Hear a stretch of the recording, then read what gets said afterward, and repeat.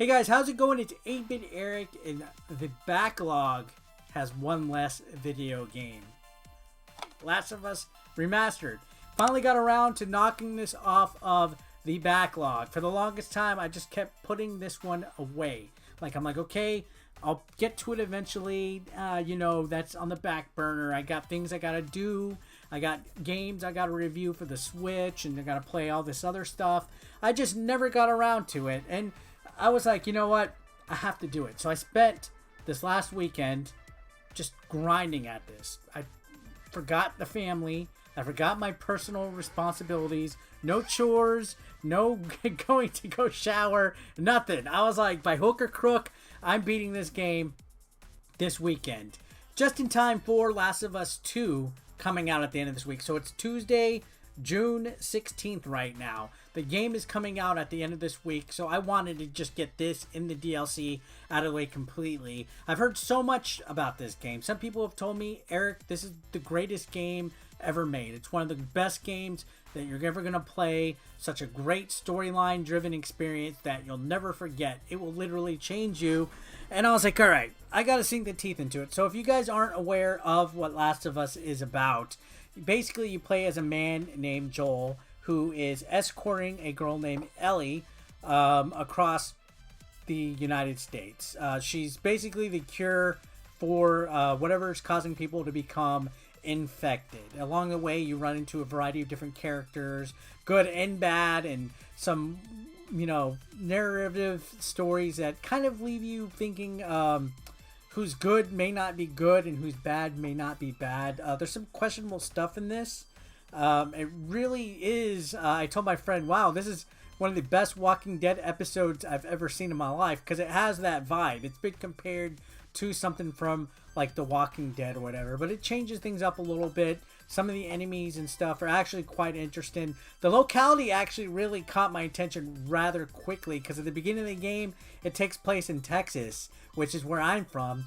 And it actually took place right outside of Austin, Texas, which is about an hour away from me. I saw the road sign that said San Marcos and Austin, and I was like, wow, I literally live close as hell to that. So it was really cool seeing, an area that I'm from in a video game. So I don't want to get in the way of too many spoilers and stuff like that, but I will say, overall, as a complete package with the story. So the story writing from point A to point B was actually really thought out. There were moments where it really did make me feel emotionally invested, especially during some of the scenes that were a little bit more intense towards the second half of the game, when the script just flips over and stuff just goes nuts on everything. I'm like, wow, that was badass. That was freaking awesome.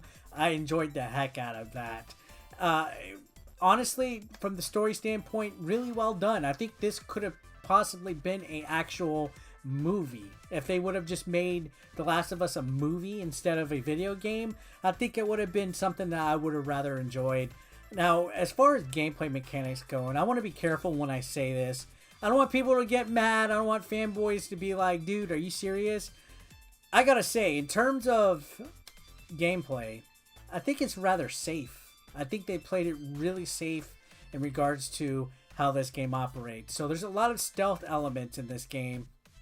You want to be stealthy so enemies that are both humans or infected do not see you. So you can go behind them, slash their throat, strangle them, or use a weapon on them. So with humans, of course, you can toy with them a little bit more and trick them and stuff. But you're able to use rocks and beer bottles and bricks, kind of like Assassin's Creed a little bit, to make noises to distract them so that they could go investigate and stuff. So there's a lot of that in this game, like a lot of stealth elements and hiding so you can get behind them.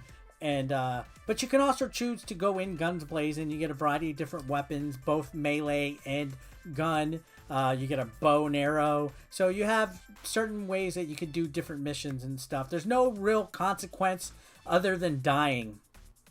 And every chapter takes you to a new place in the United States. So for example, Texas, I think Pittsburgh is one of them. I think there's Louisiana, if I'm not mistaken. I might be cross-modulating games. But there's stuff in the game, like different areas and stuff. There's swimming sections where you have to... It's kind of cheesy because it's every time you swim, you have to find a wooden pallet to help Ellie cross because she can't swim. So it's like, oh, how convenient. There's a wooden pallet that you use to solve the puzzles. There's not too much in way of puzzle elements. Basically, every level, you start off somewhere, you run into some trouble, or you get introduced to somebody that makes you go somewhere. You have to eliminate a whole bunch of enemies from one certain area, or clear a way through a building to get past that chapter. And it's usually just eliminate as many enemies that are in there, in your way, to get out. So it's not really groundbreaking, I would say. It's not something that is really innovative. And I gotta remember when I was playing this game originally came out in 2013, I believe.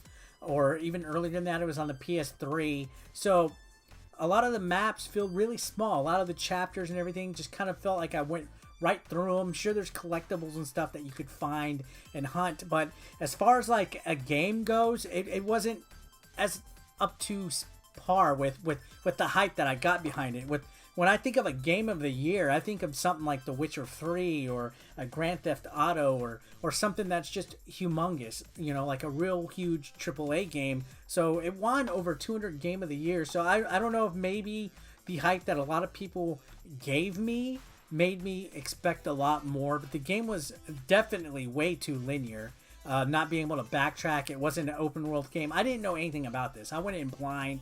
Basically, you go from point A to point B.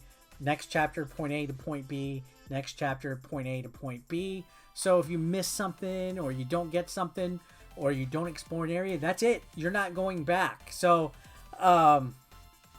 again, I felt they played it safe with the main gameplay mechanics of the actual game itself. But the story, the cutscenes, the characters, the voice acting, everything right there was spot on. That was like A+ on that. But the gameplay was just average, in my opinion. The way the combat worked, you know, just everything else about the game, other than the story, was just average, in my opinion. Didn't really scream Game of the Year, but it wasn't bad. It was actually really, really well done. Especially the DLC. That was a really good little prequel backstory to Ellie. I don't want to get into details of that. But by the end of the game, I had, you know, the basics done. I wasn't really... having any trouble defeating enemies. Sure, there was like a few cheap parts where an enemy would be like up atop sniping you while you're like in a neighborhood, or the bloater enemies that shoot the gas would just kind of be a little bit too much.